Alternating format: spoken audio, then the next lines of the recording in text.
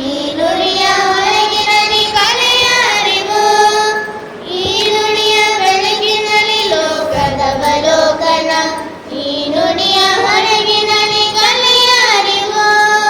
ಕನ್ನಡದ ಜಪದಿಂದ ಜ್ಞಾನನೇ ಗಾದ, ಕನ್ನಡದ ಜಪದಿಂದ ಜ್ಞಾನನೇ ಗಾದ, ಕನ್ನಡದ ಮಧ್ವದಲ್ಲಿ ದೈವದರಿವು. ಕನ್ನಡವೇ ನಮ್ಮೆದೆಯ ಗುಡಿಯದಿ